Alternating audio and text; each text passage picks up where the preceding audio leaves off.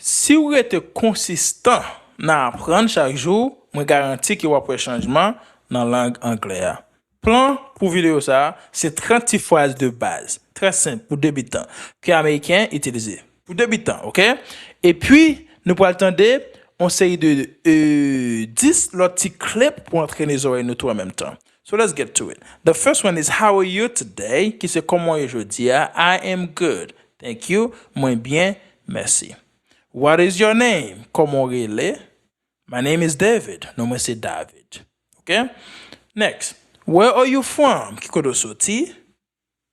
I am from Haiti. Moi sorti en Haïti. Ou du moins, I'm from n'importe kodo sorti. Ou bal qui kodo sorti. Kounya la, an entende yon ti phrase ki Ameriken, le men li di souvent. Listen to this. And I'm going to be your teacher. And I'm going to be your teacher. And I am going to be your teacher. And I'm going to be your teacher. Et mwen pou al professeur nou. And I'm going to be your teacher. And I'm going to be your teacher. Okay? Next. Next sentence we have here is, do you live in the city or countryside? Do you live in the city? Est-ce que vous vivez dans la ville ou du moins à la campagne? Countryside, c'est à la campagne. Vous allez répondre, dire, yes, I live in the city. Moi, à vivre dans la ville. How old are you? Qui l'âge? How old are you? Qui l'âge? I'm 22 years old. Là, by l'âge, vous utilisez I am. Vous dites I am, ou du moins I'm 22 years old. Ou pas dire I have. Vous dites I am. Okay? Are you a student or working? Est-ce que vous êtes un élève ou du moins est-ce que vous travaillez? Si vous êtes un élève, vous dites I am a student. Si vous travaillez, vous dites I am working. What do you study? Qui ça va étudier? Okay? Si vous connaissez qui ça va étudier, vous allez dire I study English and history. Ou du moins I study philosophy. I study nursing. Mais pas ça va apprendre ou mettez-le. Okay, ou dit qui ça va apprendre. Now, let's listen to one more sentence right here. Have a good day at school. Have a good day at school. Have a good day at school. Have a good day at school. Passez une bonne journée dans l'école là. Passez une bonne journée l'école là. Okay? Have a good day at school. Next, let's continue with this now. Do you like studying English? Do you like studying English? Est-ce que vous aimez apprendre anglais? Vous dites yes, I enjoy learning English very much. Yes, I enjoy learning English very much. Do you speak any other language? Do you speak any other language? Yes, I speak a little French. Yes, I speak a little French. Oui, moi parle un petit français. What time do you usually wake up? À quelle heure toujours lever? What time do you usually wake up? I usually wake up at 7 a.m. Normalement, moi lever à 7 heures. I usually wake up at 7 a.m. Now, listen to this sentence now. I want to go to school. I want to go to school. I want to go to school. I want to go to school. I want to go to school. Moi vle aller l'école. I want to go to school. I want to go to school. Okay? Next. Do you have breakfast every morning? Do you have breakfast every morning? Est-ce que vous mangez déjeuner chaque matin? Yes, I eat breakfast every morning. Yes, I eat breakfast every morning. Oui, moi manger déjeuner chaque matin. What do you eat for breakfast? What do you eat for breakfast? Qui sont manger pour déjeuner? I usually eat bread, egg, and fruit. I usually eat bread, eggs, and fruit. Le plus souvent, ou bien normalement, moi manger zé, moi manger pain avec fruits. Next. Do you drink tea or coffee? Do you drink tea or coffee? Est-ce que vous boivez thé ou bien café? I drink coffee in the morning. I drink coffee in the morning. Moi bois café le matin. Now, listen to this now. Pay attention. I'm gonna teach you right now. I'm gonna teach you right now. I'm gonna teach you right now. I'm gonna teach you right now. I'm gonna teach you right now. Mwen pral montre yon bagay konya la. Lè ke wel gen zam nan men, li di mwen pral enseigner yon bagay. Mwen pral ba yon leçon. OK? Lè pou fè moun a paye pou un bagay li te fè, m'bral moutre un bagay. OK, dans sens ça. I'm a teacher right now. I'm a teacher right now. Pable, parti ça c'est pour de comprendre Américain les mêmes façon le dit bagay à qui vitesse que les dit bagay yo lè qui la parler. OK, c'est très important. Next. Do you like reading books? Do you like reading books? Est-ce que vous aimez lire livres? Yes, I love reading storybooks. Yes, I love reading storybooks. Oui, moi j'aime lire livres histoire. What is your favorite book? What is your favorite book? Quel livre préféré? My favorite book is Harry Potter. My favorite book is Harry Potter. Livre préféré moi c'est Harry Potter. Ou ka bay n'importe book que vous aimez. Okay? Do you like watching TV? Do you like watching TV? Yes, I watch TV sometimes. I watch TV sometimes. Okay, est-ce qu'on aime? Est-ce qu'on aime regarder télévision? Oui, moi regarder télévision parfois. What do you usually watch on TV? What do you usually watch on TV? Qui ça vous regardez dans la télévision normalement? Normalement, I usually watch cartoons and news. Moi, normalement, regarder cartoons avec news. Ou ka ben n'importe regarder si c'est sport, ou regarder sports, ou du moins movies, ou du moins TV shows, n'importe quoi on regarder. Okay? Do you like listening to music? Est-ce que vous mettez de musique? Yes, I listen to music every day. Yes, I listen to music every day. Oui, moi, de musique chaque jour. Now, listen to this. You were spelling words I don't know how to spell. You were spelling words I don't know how to spell. You were spelling words I don't know how to spell. You were spelling words I don't know how to spell. Ou tap éplé mot que m'pa connaît comment pour éplé. OK? Ou tap fait orthographe mot que m'pa même connaît comment pour moi écrit. Et dans ce sens ça. You were spelling words I don't know how to spell. Next. What kind of music do you like? What kind of music do you like? Qui qualité musique que vous aimez? I like soft and pop music. I like soft and pop music. Moi, j'aime musique qui soit, qui douce, qui lent, et puis pop. Donc, pop music ou bien, ou bien on dit compas. For Haitians, I love compas. I love hip-hop. I love rap creole. Okay? Can you play any musical instruments? Est-ce que vous êtes capable de jouer aucun instrument musical?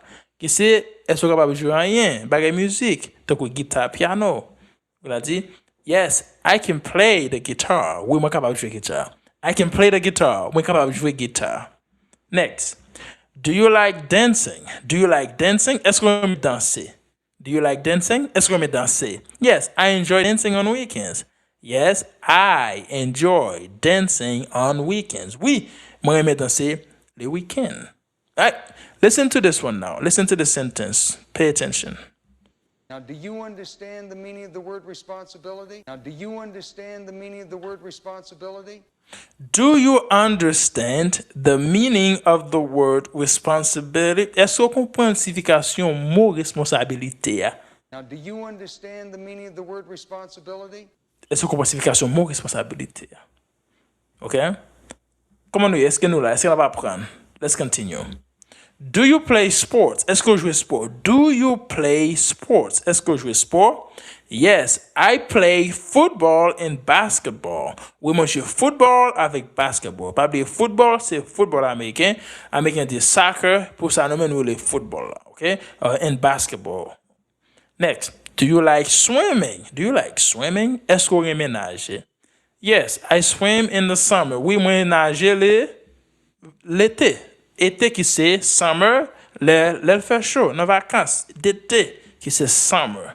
Yes, I swim in the summer. Where do you usually go swimming? Qui côté qu'on a nager le plus souvent? Normalement, where do you usually go swimming? Qui côté on nager? I go to the pool qui c'est piscine ou du moins the beach qui c'est plage. Pool, piscine, beach, plage. Do you have a family? Est-ce que vous avez une famille? Tout le monde a une famille, mais dans ce sens, est-ce que vous avez madame petite by ça? Yes, I have a small family. Oui, moi j'ai une famille qui petite. I have a small family. Moi j'ai une famille qui petite. Now, listen to this sentence. You kids don't want to be late for your first day of school. You kids don't want to be late for your first day of school. You kids don't want to be late for your first day of school. Timoun, ne pas venir en retard pour premier jour de l'école. Si moun nou pas vle en retard pour 20 jours, c'est que nous pas supposé en retard pour premier jour l'école là. You kids don't want to be late for your first day of school. Okay? Next. Who is your family? Who's your family? Who is your family? Qui est-ce qui est famille? We're going to répondre, my father, mother, and sister. Là, you're talking about your immediate family. Mais si que vous avez madame ou petite, vous allez dire my wife and kids. Si que vous avez madame petite, vous dites maman, papa, soeur, frère. My father, mother, and sister. Papa, maman avec sœur. Do you love your family? Est-ce que vous aimez famille? Do you love your family? Est-ce que vous aimez famille? Yes, I love them very much. I love them very much. Moi, j'aime yo en pile. Do you have any pets? Est-ce que vous avez chien chat? Ou bien chien ou bien chat? Pet, c'est des animaux domicile, des animaux qui la caillou. OK, tant que chat, chien. Par les Américains considéré bête ça tant que c'est famille. OK? C'est pour ça le fois pour un chien ou bien un chat ici, Américain vraiment fâché. All right. Yes, I have a dog. Moi gagne un chien. Yes, I have a dog. Moi gagne un chien. What is your dog's name? I make you by chien yo non, OK? Tout Américain qui gon chien yo bal non, OK? What is your dog's name? Comment chien l'en relé? My dog's name is Max. Non chien nan c'est Max. Et que non chien c'est Max. Okay, listen to this now. Pay attention to this. I don't know that word. I don't know that word. I don't know that word. I don't know that word. Moi pas connais mot ça. Moi pas connais mot ça. I don't know that word. I don't know that word. Listen to this one now. Maybe I don't know how to read or write, but this I do know. Okay, 1 second. I want you to see this. I don't know that word. I don't know that word. Okay, now let's see this one. Maybe I don't know how to read or write, but this I do know. Maybe I don't know how to read or write, but this I do know.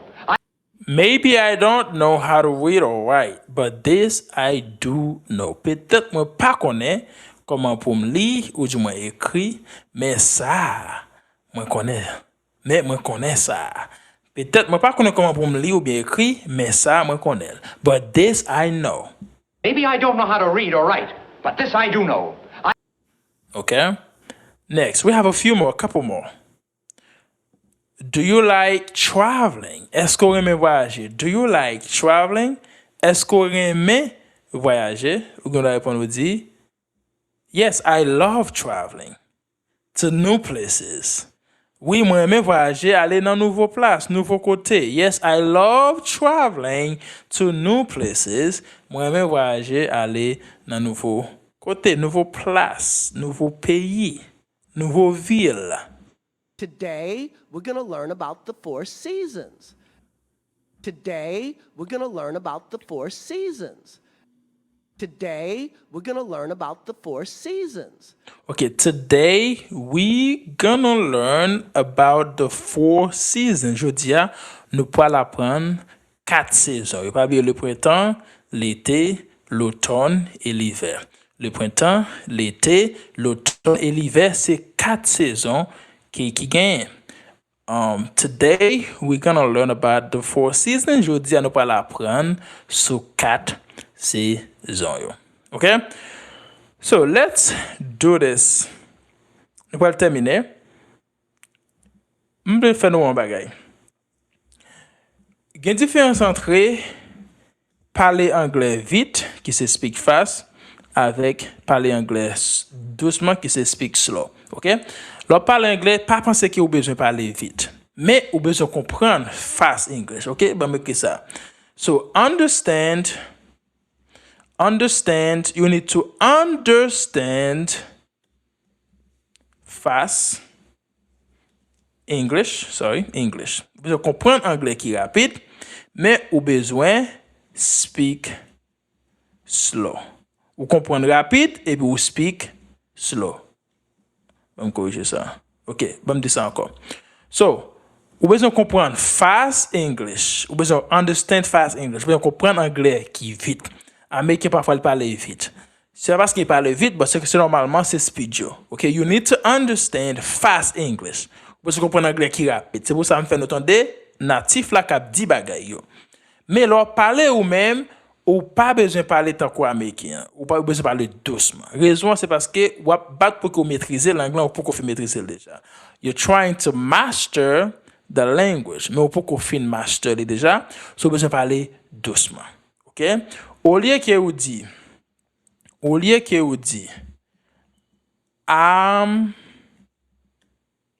bon que faire ça. I'm going to work. I'm going to work. OK. Fois ça qui dit I'm going to work. What do you dire? I'm going to work. I'm going to work. I'm going to work. I'm going to work. I'm going to work. I'm making all these comme ça. Man, I'm going to work. I'm going to work. I'm going to work. I'm going to work. I'm going to work. I'm going to work. I'm going to work. I'm going to work. Ou moi, on va dire I'm going to work. Ou on doit dire l'important pour faire ça les enunciation ou bien prononcer mot yo. Enunciation c'est là que ou bien prononcer bagay là, OK? I'm going to work au commencement. OK? Les anglais a commencé bon en bouche, on a dit I'm going to work. I'm going to work. I'm going to work. I'm going to work. OK? Mais au commencement on dit I'm going to work. OK? En pile nous faire ça. Au commencement, on a battu pour nous parler, même avec Américain. Moi-même, tout me fait ça. Mais là, pour me dire, pas concentrer sur rapide, mais comprendre les Américains parler rapide, mais au moins, leur parler, ou parler doucement. OK? Ou parler doucement. Si que vous dit, vous voulez dire, what do you want to eat today? OK, what do you want to eat today? Question pas vrai. Au lieu que vous dit, what do you want to eat today? What do you want to eat today? Si que vous dire comme ça, il n'y a pas de problème. Mais si que vous battre pour dire vite, vous doit ouais que moi pas bien sauter, bien pas comprendre. Si là ça américain va dire, say that again. Qui ça vous dit? Say it again. Répétez ça encore. OK? Vous allez dire plutôt, what do you want to eat today? Vous allez dire comme ça. What do you want to eat today? Voilà, très simple. Américain pas un problème avec vous si vous avez un accent. Les gens problème là qu'il pas comprendre ça veut dire. Mais si vous pensez pour que vous dites chaque grain mot séparément, Américain pas de problème avec ça. What do you want to eat today? Qu'est-ce que le match je dis? What do you want to eat today? What do you want to eat today? What différence là? What do you want to eat today? What do you want to eat today? Okay? So, au lieu que vous dites par exemple I want to eat. Sorry, guys. I want to eat chicken and rice. Okay. Au lieu que vous dites, I want to eat chicken and rice. I want to eat chicken and rice. Au lieu que vous dites comme ça, vous allez dire, I want to eat chicken and rice. Voilà, ou dit chaque mot. Les bons problèmes pour prononcer chaque mot pour compter. Même pour comprendre, les Américains disent, I want to eat chicken and rice. I want to eat chicken and rice. I want to eat chicken and rice. I want to eat chicken and rice. I want to eat chicken and rice. Chicken and rice. Chicken and rice. Chicken and rice. OK? Poule avec dire. Voilà, c'est dans ce sens-là, nous comprenons Américains de la parler. OK? C'est très important pour que nous fassions comme ça, vrai? OK. So, listen to this. OK, nous avons terminé là. Nous allons terminer là. M'a fait plus classe côté que nous travaillons sur tableau. Donc, le tableau, c'est devant nous là. M'a fait plus classe pour nous travailler côté nous travaillons sur tableau, ça va montrer nous. Tableau, ça m'a fait plus classe que nous travaillons sur, on a écrit ensemble, former phrase et je ne sais pas ça, OK? Bon, là, on a terminé là. C'est ça, on va faire pour 1 seconde pour qu'il vous abonne, puis le bouton like là. Pas oublier, dis-moi tout que ça nous fait travail, qui genre de vidéo nous peut faire plus, OK? Qui ça nous pas aimer, qui ça nous aime, OK? Pas oublier de pour 30 personnes like vidéo ça je dis, si que beaucoup like, puis le bouton like là, si que beaucoup abonner et puis partager. Pas oublier, entrez sur le groupe WhatsApp là pour que vous continuez à pratiquer et puis continuer de utiliser l'anglais que vous déjà connaissez. Et puis, cliquez sur la vidéo qui est là pour continuer à apprendre l'anglais avec Teacher J sur channel ça, OK? So, thank you so much and I'll see you soon and bye bye.